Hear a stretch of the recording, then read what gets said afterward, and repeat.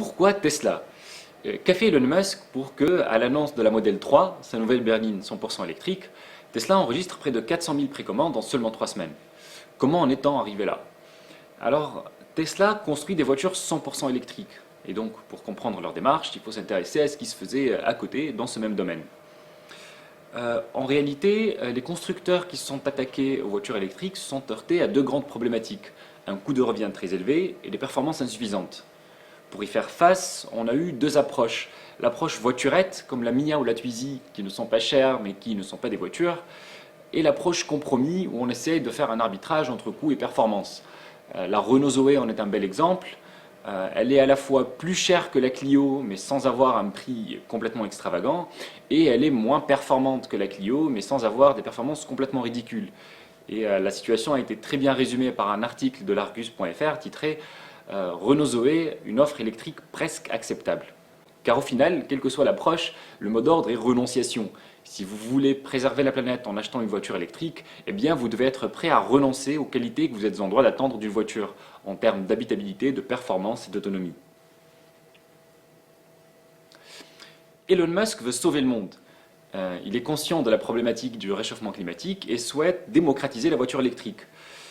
Pour cela, il va partir d'un principe simple. Ce n'est pas parce que des personnes sont prêtes à préserver la planète qu'il faut leur vendre des sous-produits. Et donc face à une technologie qui est à la fois chère et peu performante, au lieu de baisser les prix et de vendre des voiturettes, Tesla décide d'assumer le prix élevé de ses voitures et de viser l'excellence. Une stratégie qui possède trois grands atouts. Le premier, c'est que là où il y avait deux problèmes, il n'y en a plus qu'un. En écartant la question du prix, Tesla peut pleinement se concentrer sur la construction de voitures performantes. Deuxième grand atout de cette approche, c'est qu'elle permet à Tesla de se construire une image de marque d'excellence et d'envoyer un signal fort au marché. Il est possible de construire des voitures électriques qui soient de vraies voitures belles et puissantes. Et enfin, le meilleur atout pour la fin, c'est qu'en montant en compétence dans la construction de voitures électriques, Tesla allait pouvoir en baisser le prix. Échec et mat. Concrètement, Tesla commence par lancer son MVP en 2008, la Tesla Roadster.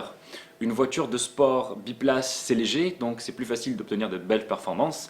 Et son prix élevé est accepté parce qu'elle se positionne sur un segment où on a l'habitude de payer les voitures très chères. Puis, en s'appuyant sur le succès de la Roadster, Tesla s'attaque à un projet beaucoup plus ambitieux avec la Model S lancée en 2012. Une berline 5 places, encore plus performante que la Roadster et avec un soin apporté à l'expérience utilisateur tel qu'elle est élue meilleure voiture au monde.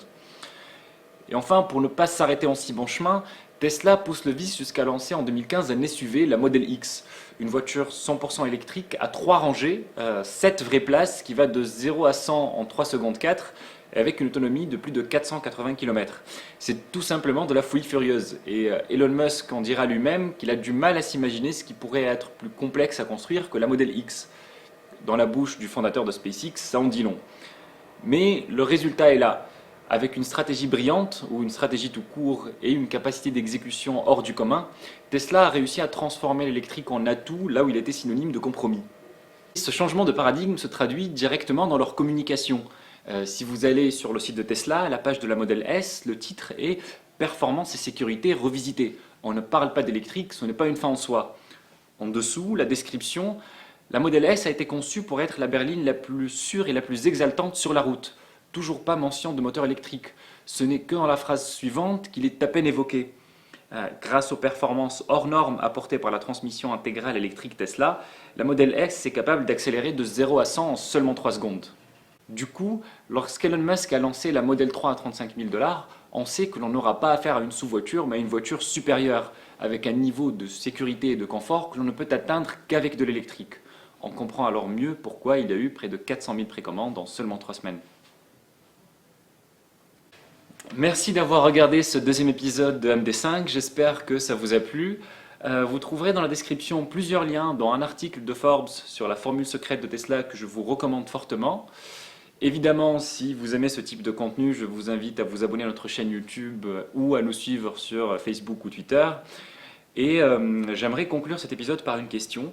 Pensez-vous qu'un constructeur automobile installé aurait pu mettre en place la stratégie Tesla? À bientôt!